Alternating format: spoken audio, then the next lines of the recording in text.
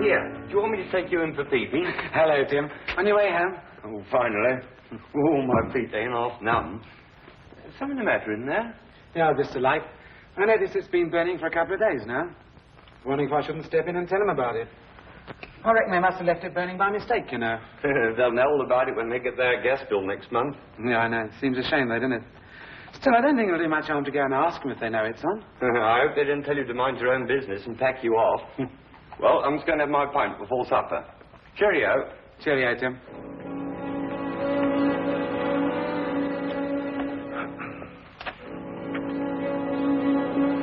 Afternoon, sir.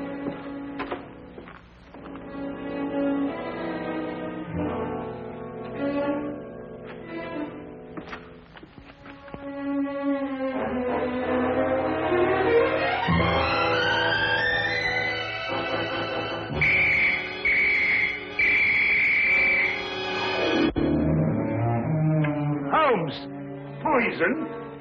Yes, Watson. Egyptian, as a matter of fact. I'd read about it before, but I'd never worked with it. That's the key part!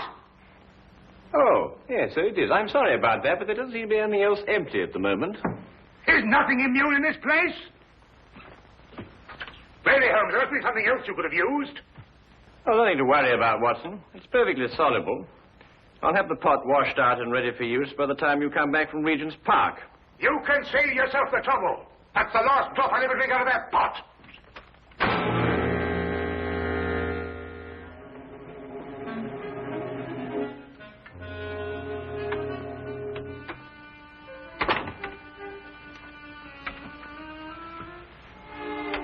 I say, Holmes,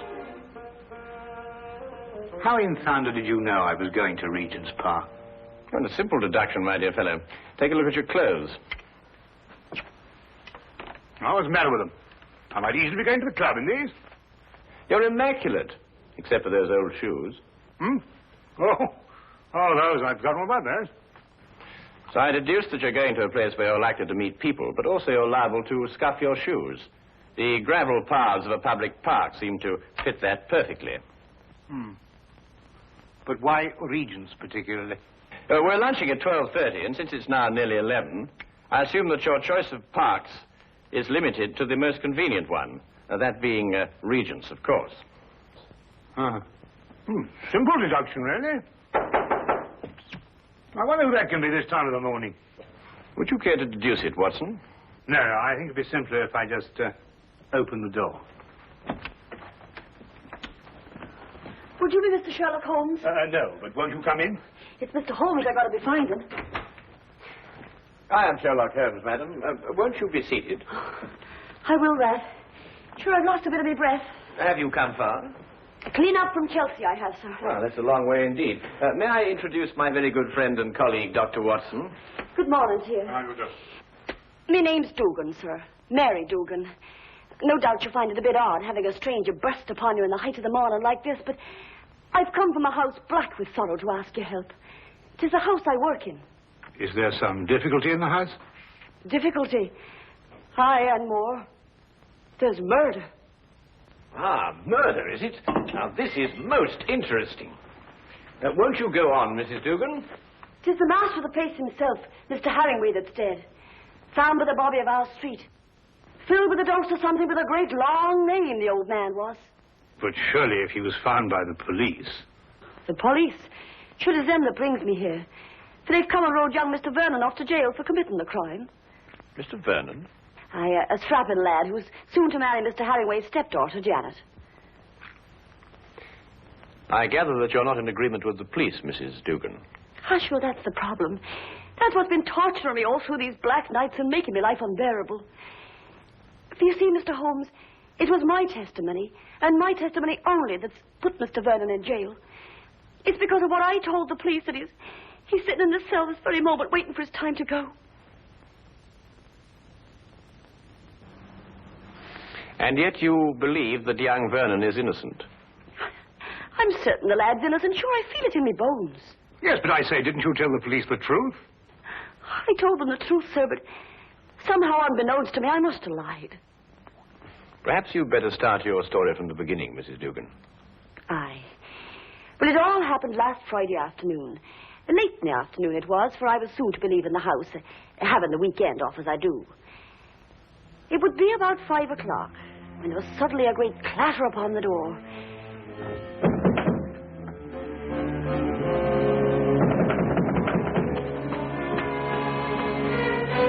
Hello, Mrs. Dugan. Oh, good afternoon to Mr. Vernon. Mr. Harringway asked to see me. Is he in his usual ugly mood? Sure, you shouldn't be talking like that, Mr. Vernon. You know, it makes Miss Janet very unhappy to hear you two fighting all the time. Well, if he wasn't such a stupid old... Where is Janet? Oh, she's away to her aunt in Manchester. She wasn't to go until tomorrow. Oh, I know nothing of that, sir. But I can swear he put her on her way this very afternoon. I doubt if her aunt's sick again. It looks like another of his tricks to keep us apart. Well, where is he? In his study. He's asked me to show you right in. Just a minute. My coat. I forgot something.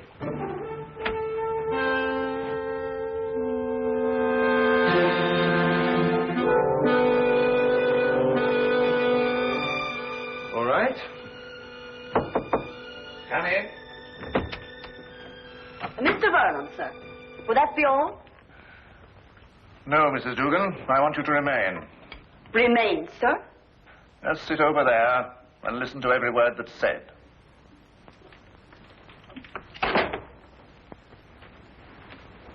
What is this?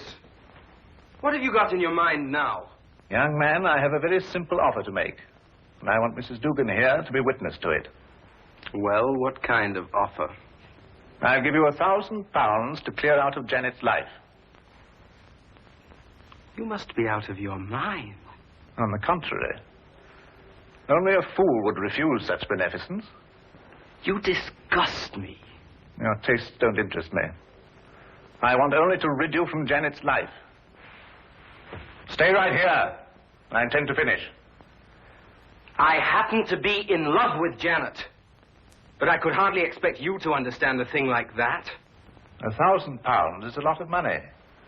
And for you, probably more than you'll ever have the rest of your life. Think of it. £1,000 just for clearing out. When I clear out, as you put it, I'm going to take Janet with me. I warn you, this is your only chance to gain anything. You must always win, mustn't you? Every little thing has to be your way.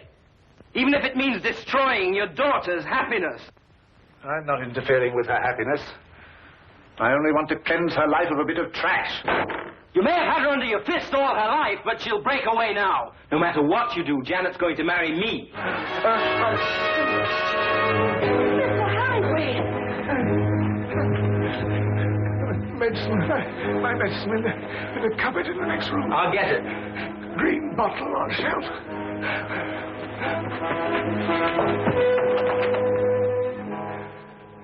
I never lose, Mrs. Dugan. I never lose. Oh, hurry, Mr. Vernon, please, hurry. Coming.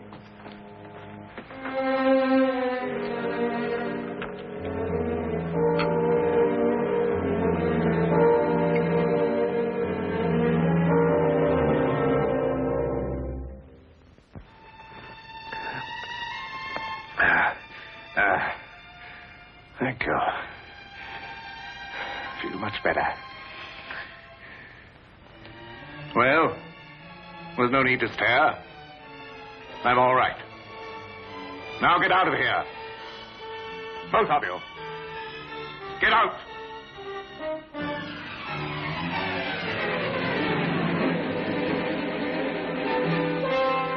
Get out.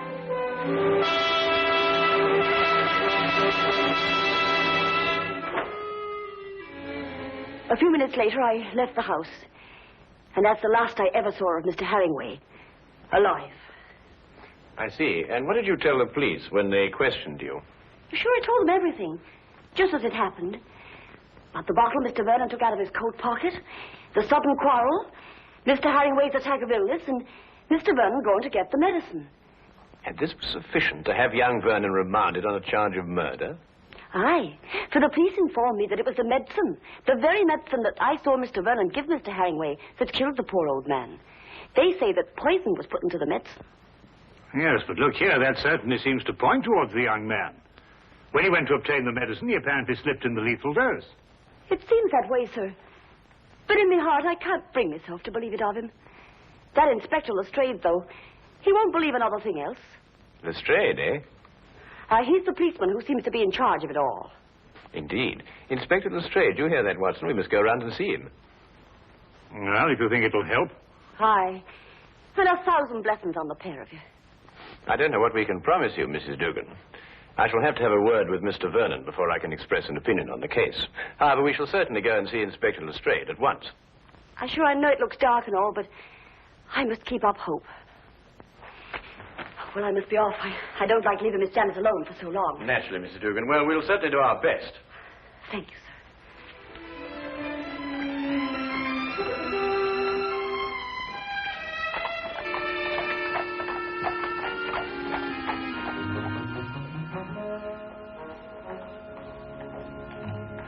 I can't see any reason for it. The man is guilty. Anything you want to know, I can tell you myself.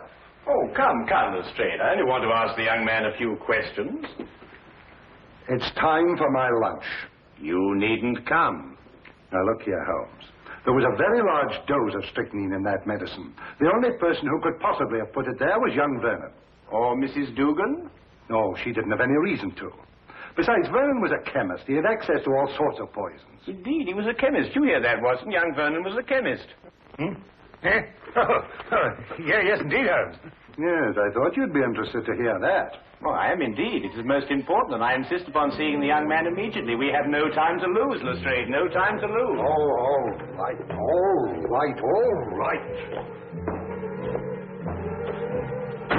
I don't see what you can possibly gain from this. But if you insist, you can see for yourself. His whole attitude merely supports the evidence. Well, here we are. Inspector Lestrade. Yes, sir.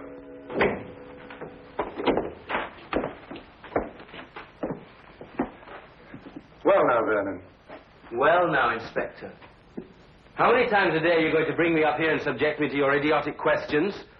I've already told you everything I know. I'm getting tired of repeating it every half hour so that it'll penetrate your dense brain. Look here, young man, that's hardly an attitude to take. You're charged with the most serious crime. Indeed, I am. And since it appears I'm to pay for it, my only regret is that I didn't have the pleasure of committing it. There's just one point. I don't know who you are, but you may as well know that I don't wish to answer any of your questions either. It appears I've talked myself to the gallows, and that should be enough. So good day to the lot of you. Good day to you, Mr. Vernon, and thank you very much. You've been most helpful.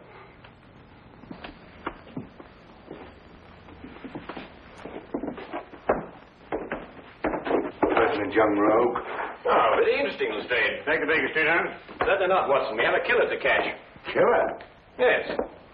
What do you think you were just talking to? A very furious young man, Lestrade. But he's as innocent as Dr. Watson, me, and you. Or perhaps not quite as innocent as you.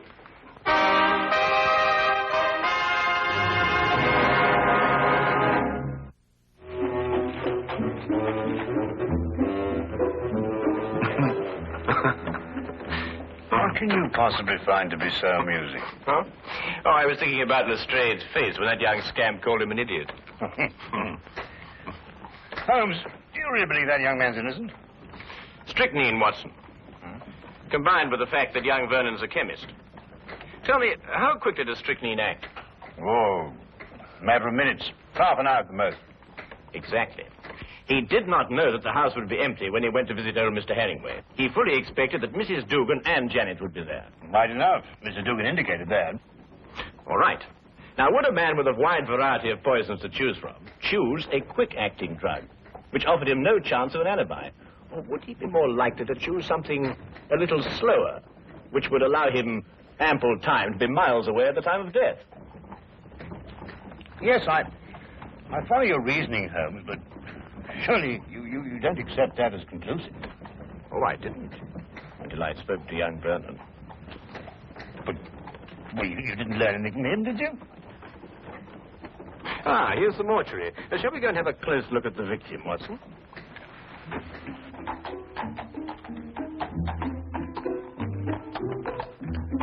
Holmes asked to see the medical examiner's report, and as we prepared to enter the mortuary, he explained his theory that Vernon's violent temper didn't fit into the cold-blooded pattern of this crime. A particular sort of fellow, our friend Herringway. Oh, why do you say that? Well, notice the well-kept hair, the neatly trimmed moustache. Mm-hmm. Wasn't so particular about his hands, was he? What do you mean, Watson? Well, look, the dirt definitely packed in under those nails. It's even gone into the cuticles. I say it's a bit incongruous with this perfect manicuring. Yes, especially as this hand's absolutely immaculate. Wait a minute, Watson. What? This isn't ordinary dirt. This is soil. Well, amateur gardener, perhaps. These hands never did any gardening. They display a lifelong devotion to immaculate cleanliness. And this hand obviously became dirty too near to death to be cleaned. Mr. Holmes, here's the report you asked for, sir. Oh, thank you. What are you looking at that for, Holmes? You know the cause of death was strychnine. This should interest you, Watson. Listen. The blood test indicated an extreme leukocytic state, sufficient to be diagnosed as advanced leukocythemia. Well, Mrs. Duggan said he was ill, but not to that extent. Watson, tell me, how long do you estimate Herringway would have lived had he not been given that dose of strychnine? Well, it's difficult to judge with this information, but I'd say, well, certainly under a year. Then we are looking for someone who couldn't afford to wait a year. An impatient murderer. Then that fits in with Vernon's violent temperament. It appears so, Watson. It appears so. And yet there's still something missing. A bottle. A little mysterious bottle. Watson, would you go and collect Mrs. Dugan and take her round to Vernon's apartment? Ah, yes, of course. What will you be doing meantime? Oh, I'm going over to Vernon's place now. There are a few things I want to check over before you arrive. But, it's bound to be locked up. How are you going to get in? Oh, with a key. Have you got the key to Vernon's apartment? I hope so.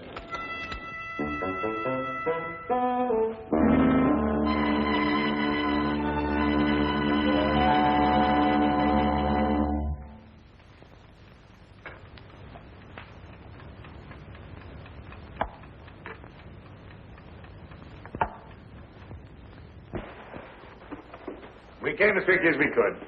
Thank you, Watson. Do you think it's proper bursting into a strange man's apartment like this? Well, it isn't proper in the least, Mrs. Dugan, but if we're going to help young Vernon, I'm afraid there's very little choice. What is it you want me to do? Do you believe, Mrs. Vernon, that you could identify the bottle that he took from his coat pocket on the day of the murder? Yes, I think I can. Good. Then would you mind examining these and take your choice, if any?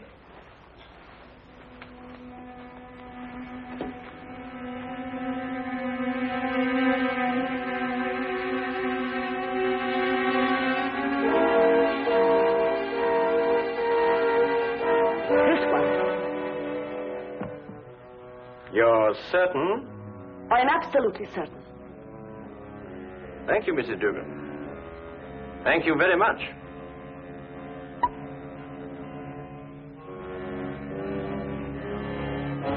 Holmes! It's all right, Watson. It's quite harmless. It's oil of cloves. Oil of cloves?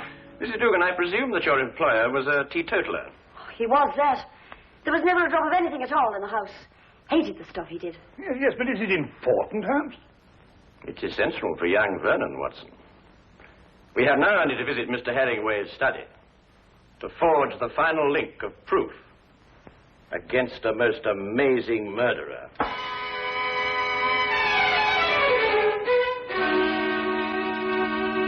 Really, Miss Herringway, I hope you realize that in this case I find myself in a particularly difficult position. But as a police officer, I have no alternative. I must follow the dictates of the law. But Tom didn't do it. He couldn't have done it. It just can't be. Precisely the opinion I expressed to you this morning, Lestrade. Holmes.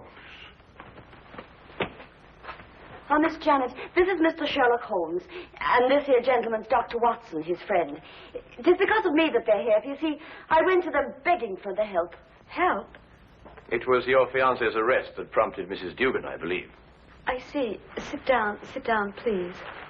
Well, really, Holmes, why do you persist in this? I've always had the greatest respect for your ability, but in this case, well, you astound me. Oh, now, come along, Lestrade. Well, it's true. Vernon had access to poison. He was here when it was taken. And above all, look at the motive. Just look at the motive. Who else had such a motive?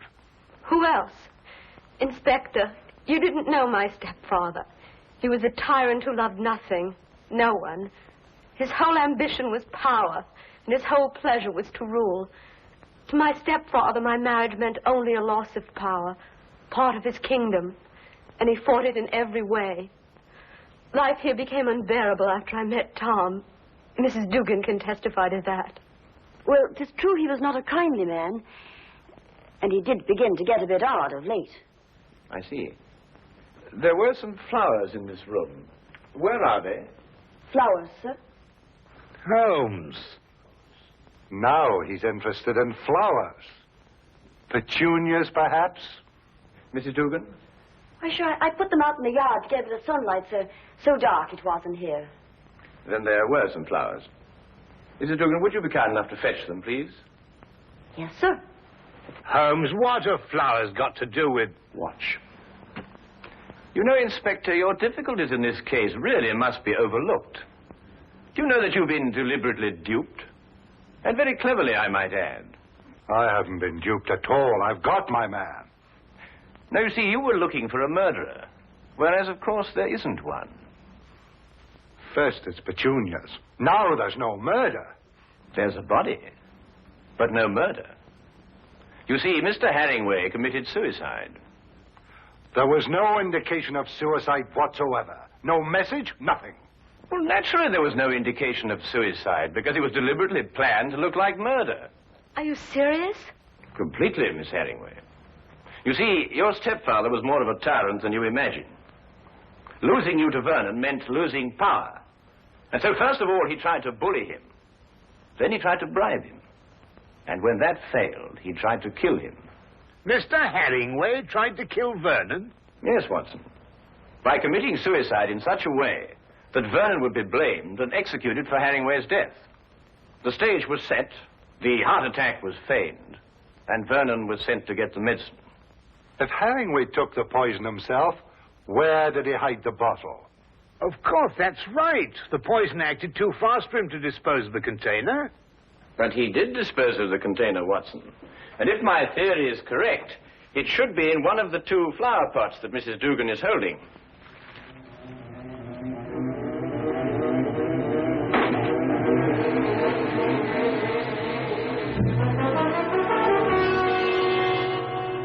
And a chemical analysis will reveal that it contains strychnine. The dirt under the fingernails. Exactly, Watson. And you said it got there close to the time of death? Then Herringway committed suicide. Yes, Lestrade. And Tom is innocent. Go! Simple. Completely. Holmes, you never did explain to me what the oil of clothes was for. Oh, you mean the mysterious little bottle that Vernon removed from his coat pocket? Yes, man. Oh, it's really quite simple, you know. You see, Vernon stopped at the pub for a few stiff whiskies to brace himself for his interview with Herringway. But the old man was violently opposed to the use of alcohol, so he had to do something to remove the evidence from his breath. Oil of cloves is quite common for that purpose. Ah, I see. Tea? No, none for me. No, I've had some before. My digestion is not quite up to it. Your digestion? Yes, I forgot and mixed our tea with some of that rare Egyptian poison.